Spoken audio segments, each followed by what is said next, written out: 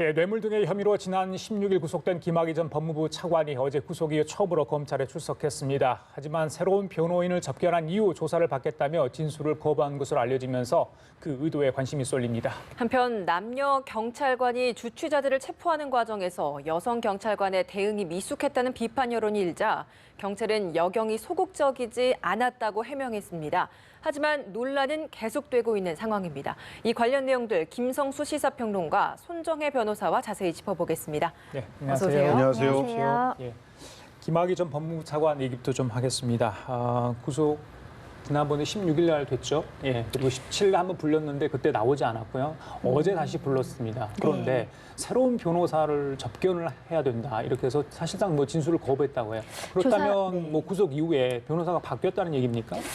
그럴 가능성이 있고요. 변호인의 교체 여부는 사실 조사의 핵심적인 부분은 아니고 제가 판단하고자 할 때는 김 전 차관이 구속이 되지 않을 것이라고 예상했던 것 같습니다. 그러면서 지금 굉장히 당혹한 상황에서 새로운 계획을 세우지 못한 상황에서 조사를 가다 보니 본인이 어떤 입장을 취해야 될지 검찰이 어느 정도 증거를 가지고 있는지 어디까지 부인할지에 대해서 확신이 없는 상태라고 보이고요.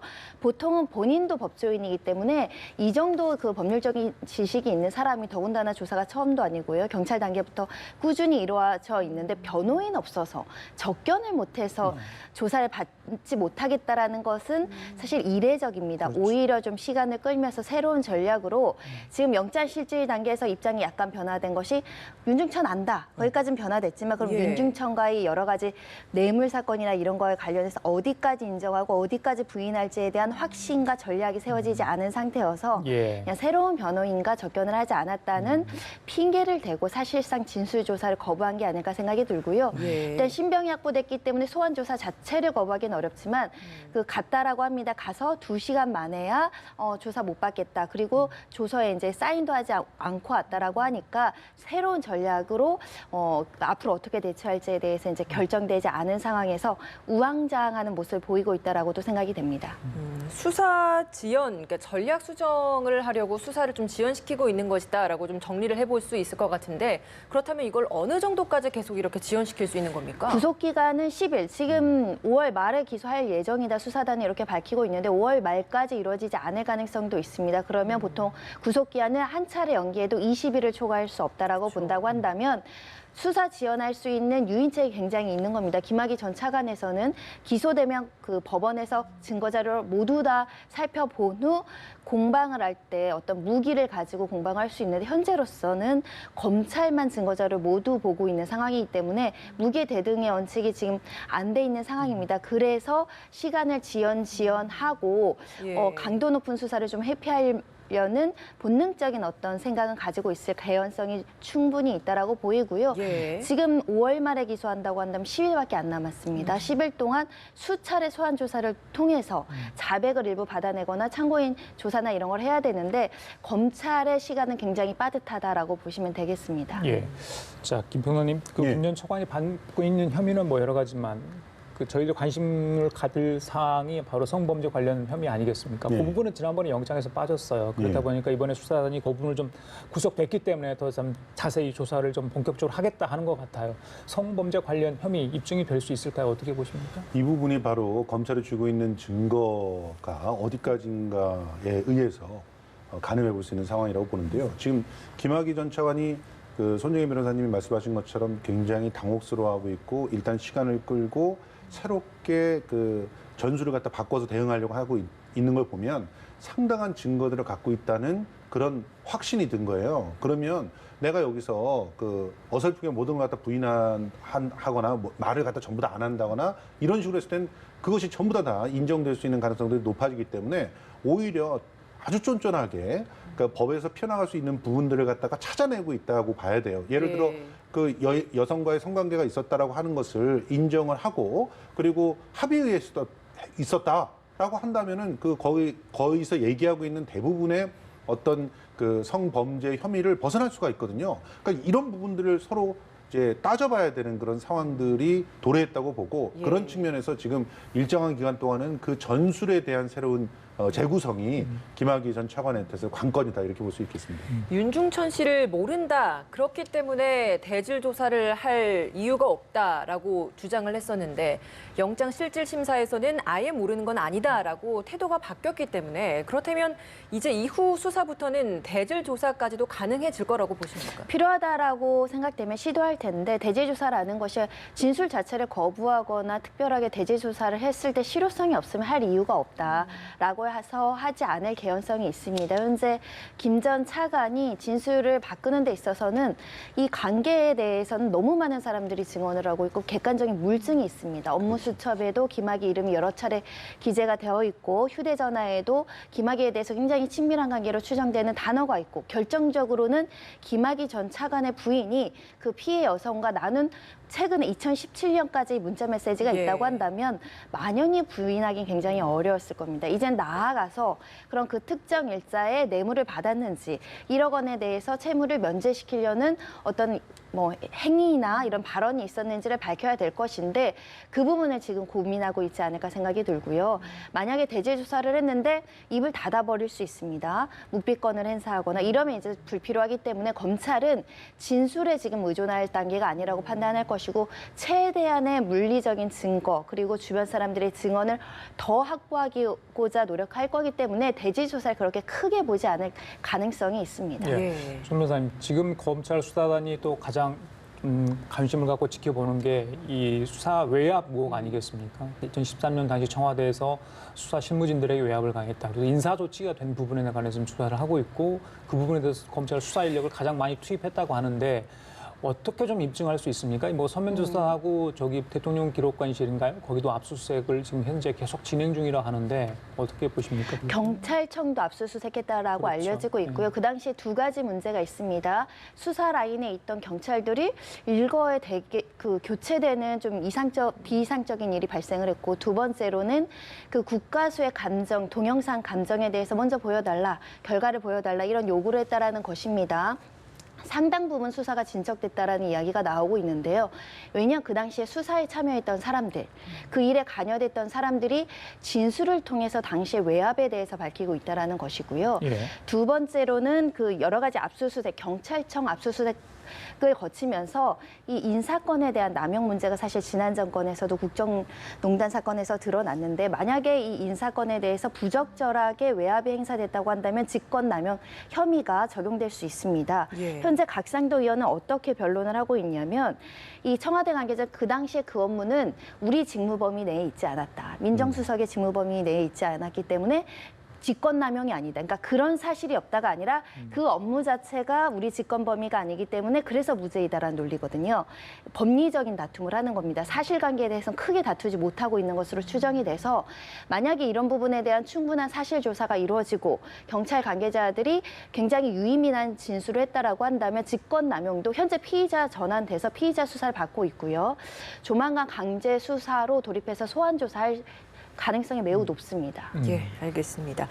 이번에는 다른 사건도 좀 짚어보겠습니다. 장자연 사망 의혹과 관련해서 과거사 진상조사위가 계속 조사를 해왔고 이제 오늘 오후 2시에 이와 관련해서 수사 권고를 할지 여부를 최종적으로 결정한다고 합니다. 예. 일단 수사 권고할 거라고 보시는지요? 수사 권고까지는 나올 거라고 생각을 합니다. 실제로 지금 마지막으로 이제 과거사위에서 그 언론 인터뷰를 통해서 우리 국민들에게 언지를 한 그런 내용들을 보면 실제로 그 장자연 수사에 있어서 최소한 그 윤지호 씨의 증언 중에 상당한 부분들이 그래도 사실로 이제 확인이 됐다라고 하는 걸 교차 검증을 했다라고 하는 것을 얘기를 하고 있거든요. 그러니까 윤지호 씨가 했던 발언들 중에서 우리가 분류해서 볼 필요들이 있는 것들이 꽤 있습니다. 그것이 우선 책에 있는 내용들 전체가 다 사실이다 이렇게 볼 수는 없을 거예요. 예. 그렇지만 최소한 경찰에 와서 일관되게 진술한 부분들이 존재합니다. 그 존재들은 뭐 예를 들어 조모 씨에 대해서 성추행이 있었다. 그리고 그날 현장에서 바라봤던 것들 그리고 그에 대해서 번복했던 이유들 이런 것들은 굉장히 일관적으로 진술되고 있고 또 증언에 대해서 검증을 받았고 그리고 경찰에서 진술을 하면서 4장짜리를 보고 3장짜리 리스트에 대해서도 봤다라고 하는 이 부분에 대해서는 여러 가지를 통해서 또 4장짜리 문서와 3장짜리의 리스트가 있다라고 하는 것이 검증이 됐어요. 그러면 이런 부분들을 근거로 해서 또 13명에 대한 특정들이 이루어졌고 그렇다면 그 부분에 대한 수사는 해야 될 그런 당위가 있다라고 이렇게 봐야 되는 거죠. 문제는 지금 그 리스트만 가지고 혐의를 다 입증할 수 있는 게 아니거든요. 구체적인 물적 증거들이 나와야 되는데 그걸 이제 와서 찾을 수 있을 것인가. 그러니까 수사는 다시 될 수 있어도 국민들이 원하는 수준의 어떤 결과들을 내올 수 있는 것인가. 이 부분에 대해서는 좀 회의적인 시각도 있다는 거 말씀드립니다. 손 변호사님 어떻습니까? 부실 수사에 대해서는 좀 포함이 될 것 같다. 재수사 공고에. 근데 성접대 강요는 좀 되지 않을 것 같다. 이런 분석도 있더라고요. 성접대는 이미 이제 공소시효가 지난 부분이고요. 성범죄가 수사 대상으로서의 의미를 가진 권고가 나올 것인지 여부인데 지금 조사단 내부에서도 좀 의견이 엇갈리고 있다라고 하고요. 네. 더군다나 이 접대 리스트가 실제로 이 굉장히 높은 신뢰성으로 존재 가치가 있느냐, 존재하는지 여부도 조사단 내부에서 의견이 분분하다고 한다면 예. 이게 권고까지 나오기에는 대다수의 조사단의 의원들의 의견이 일치돼야 나올 수 있는 거거든요. 그래서 좀 불확실한 측면이 있을 수 있다는 생각이 들고 특히 성범죄는 지금 성범죄가 있다라고 하더라도 우리 또 법률적으로 이걸 수사를 권고하기 위해선 일시, 장소, 피해자 또는 가해자 이런 것들이 다 특정이 돼야 되거든요. 근데 이런 것들 중에 한두 개라도 조금 불일치하거나 불명확하면 사실 수사 권고가 좀 이루어지기 어려울 수도 있는데 더군다나 윤지호 씨의 신뢰성에 대해서 이제 뭐 다투는 사람들도 예. 지금 많이 발생을 했었고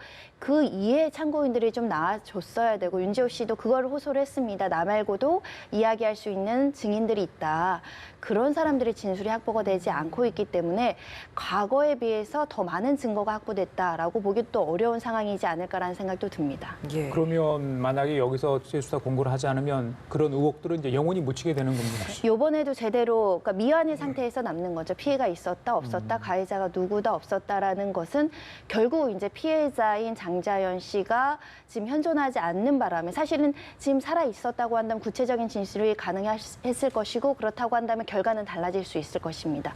그런데 원래 이제 피해자가 사망한 사건에서는 진실을 밝히기가 굉장히 어렵다. 예. 그래도 조사단에서 상당 부분 의미 있는 결과는 일부는 나오지 않을까라는 생각을 갖고 있어서 수사 권고 결과까지 지켜봐야 될 필요성이 있습니다. 예, 알겠습니다.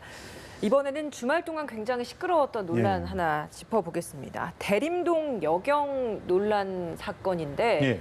일단은 이게 실제적으로 일어난 건 뭐 대림동이 아니라 구로동이라고 구로동이라고 하더라고요. 일단 이 하더라고요. 사건에 대해서 좀 일어난 경위 그리고 이게 왜 논란이 되는 건지 좀 정리를 해주시죠. 일단 한 온라인 커뮤니티에 14초짜리 동영상이 올라왔습니다. 말씀하신 대로 대림동 뭐 사건 뭐 이런 예. 식으로 해서 올라왔는데 그 영상을 보면 경찰이 남자 경찰이 주치자를 이제 제압을 하려고 하고 있는 상황에서 뺨을 맞고 그리고 다시 그 주치자를 제압하려다가 옆에서 돕는 그 주치자의 동료에 의해서 또 그 제압을 실패하고 그런 과정에서 여자 경찰이 그 바닥에 쓰러져 있는 주치자를 갖다가 제압하려고 시도하는 과정에서 나눈 예. 대화들 이런 것들이 나와 있는 상황에서 끊어져 버려요.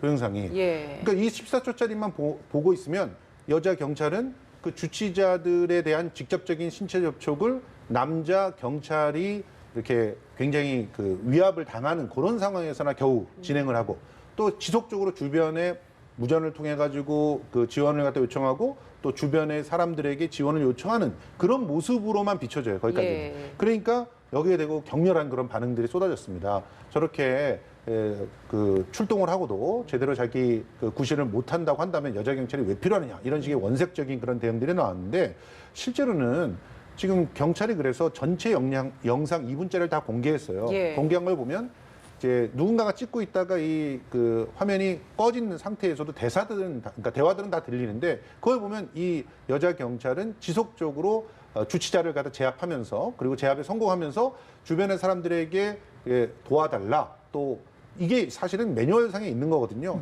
실제로 그 주치자들이 뭐 여기 처음에 애초에 그 14초 영상에서는 뭐 노인들이라 그랬지만 40, 50대의 건장한 사람들이었고 또 충분히 폭력을 갖다 행사하고 있는 상황이었어요. 어떻게 튈 줄을 모르는 상황이고 주변 사람들도 피해를 입을 수 있는 상황이기 때문에 주변에 도움을 요청하면서 지원 병력을 요청하는 것이 기본이고 혹시라도 거기서 구체적인 폭행들이 일어나기 전에 제압을 했다. 그렇게 되면 나중에 그 인권 침해로 또 문제가 될 수 있는 상황이거든요. 그래서 지금 그 2분짜리 영상에 나와 있는 걸 보면 경찰은 매뉴얼대로 진행을 했다라고밖에 볼 수 없음에도 불구하고 아주 작은 부분들을 가지고 또다시 문제 제기를 계속 이어나가고 있는 그런 상황이 펼쳐지고 있어서 심각한 상황입니다. 예, 여경의 무용론까지 일각에서 이렇게 제기되고 있어서 문제가 또 되는 것 같습니다. 이 사건의 본질은 공권력이 저렇게 어느 정도까지 무력화될 수 있느냐, 그러니까 무시하는 공권력에 대해서 어떻게 경찰이 대응할 수 있느냐, 그 선은 어디까지인가 이런 문제가 아닌가 싶기도 하는데요. 어떻게 보십니까? 주치의자들의 난폭행위로 인한 공무집행방해는 계속적으로 이루어지고 있습니다. 실무상 굉장히 양형을 높인다고 하더라도 실제로 경찰이 현장에서 무력으로 제압할 때 발생하는 여러 가지 이제 인명에 대한 어떤 피해의 논란, 뭐 여러 가지 재산적인 피해의 논란 그런 부분들 때문에 경찰이 뭐 장구라든가 사실 미국 같은 상황에서 저런 일이 발생했다면 어떤 일이 벌어질지는 충분히 예견 가능합니다. 우리가 그나마 시민들의 어떤 안전을 최우선적으로 하다 보니까 경찰이 저렇게 수많은 욕설을 듣고 있는데도 불구하고 지금 무력으로 제압을 안 하고 최대한 설득하려다가 저런 불미스러운 여러 가지 이제 몸싸움까지 발생을 했는데 경찰의 공권력을 조롱하고 무시하는 주치자들에 대해서는 엄단할 필요성이 있고요. 아울러 이 사건을 돌이켜 봤을 때 우리가 예전에 경찰에서 현장 대처가 부실했다라는 언론 보도는 여러 차례 있었습니다. 근데 그럴 때 남성 경찰의 문제이다라는 논란은 없었어요. 그냥 경찰의 문제였죠. 그 개인 경찰이 왜 이렇게 업무 처리를 했고 업무 매뉴얼이 어떻게 되어 있느냐 이렇게 봤는데 그 현장에 있던 경찰이 여자 경찰이라는 게 너무나 부각되는 것은 젠더 갈등의 문제가 우리 사회에 너무 심각하게 대두되고 있는 것이 아닌가라는 생각도 들고요. 현재 경찰의 여경 비율이 한 10%, 15%라고 합니다. 일부 뭐 현장 경험이 좀 개개인마다 다를 수 있지만 어떤 현장 대처 능력이나 경험이 좀 부족하거나 또는 체력적인 문제가 있을 수 있다고 하더라도 여자 경찰을 싸잡아서 무용론까지 나간다는 건 너무 과대 해석이 아닐까라는 생각이 들어서 전 좀 지나치게 좀 여자에 대한 공격적인 비난을 하시는 분에 대해서는 좀 다시 한번 숙고할 필요가 있다라는 생각이 들고요. 결국은 어떻게 제도 개선을 해서 저렇게 현장에서 저런 일이 발생하지 않도록 할 것인가에 대한 매뉴얼 점검 그리고 지금 경찰에서 나오는 얘기는 체력 검증을 더 강화하겠다, 체력 훈련을 강화하겠다라고 합니다. 그런 부분에 대해 초점이 맞춰져야지 여경 전체가 불필요하다라는 것은 굉장히 지나치죠. 왜냐하면 실제로 저런 현장에서 강력범죄, 뭐 주치자 이렇게 제압하는 데만 경찰 인력이 투여되는 게 아니라 요즘에 뭐 지능범죄들이 많아서요. 경제범죄 이런 거에 여경들이 굉장히 탁월한 능력을 발휘하는 경우들이 있습니다. 성범죄 피해 사건도 마찬가지고요. 그런 양면적인 부분들을 다 고려해 주시길 바랍니다. 체력 검정 강화 부분은 어떻습니까? 남성 수준으로 올려야 된다. 그게 또 어느 정도 또 논란이 되는 것 같은데 거기에 맞는 그러니까 여성은 뭐 일반 여성보다 여성은 더 많은 어떤 높은 체력 수준을 요구할 수도 있는데 그걸 뭐 남성 수준에 맞추고 또 남성과 또 여성의 그 과락 수준을 어떻게 맞추냐에 따라서 논란이 되어 있는 것 같고요. 어떻게 보십니까? 그러니까 지금 뭐 세상이 4차 혁명 시대고 수많은 데이터들과 과학적 증거들과 또 다양한 그 매체 활용 능력들을 통해서 범인을 잡는 시대지 지금 뭐 현재에 가가지고 그리고 경찰이 깡패도 아니잖아요. 무슨 체력이 얼마만큼 있어야지 범인을 잡겠습니까? 그리고 뭐 흉기들이 뭐 지금 남용되고 있는 그런 상황에서 그런 흉기들 앞에 체력이라는 게 또 얼마나 의미가 있겠습니까? 그러니까 굉장히 불필요한 논쟁들을 하고 있는 거죠. 실제로는 경찰의 능력들을 다각도로 판단할 수 있게 하는 건 경찰들이 알아서 하는 것이고 그 기준에 맞게 새로운 그런 발달된 수사기법들과 장구들을 도입해서 문제를 해결할 수 있도록 해야 되는 것이고 더 중요한 것은 이제 경찰의 공권력을 무시하고 이렇게 폄하하는 그런 식의 잘못된 그 인식들을 개선하기 위해서 어떻게 그럼 경찰의 공권력들이 제대로 활용될 수 있게 하는가에 논의를 맞춰야 됩니다. 그래서 체력적으로 다소 그 상대를 갖다 제압할 수 있는 능력이 없는 경찰이라도 말 한마디로 충분히 제압될 수 있는 그런 공권력의 상황들을 만들어줘야 그래야 문제들이 해결되는 거 아니겠습니까? 그런 측면에서요, 이제 그 체력 검증에 대한 논란으로 이렇게 비하되는 부분들은 상당히 비본질적인 것이다 이렇게 보겠습니다. 예, 알겠습니다. 지금까지 김성수 시사평론가 손정혜 변호사 두 분과 함께 얘기 나눠봤습니다. 말씀 잘 들었습니다. 고맙습니다. 고맙습니다.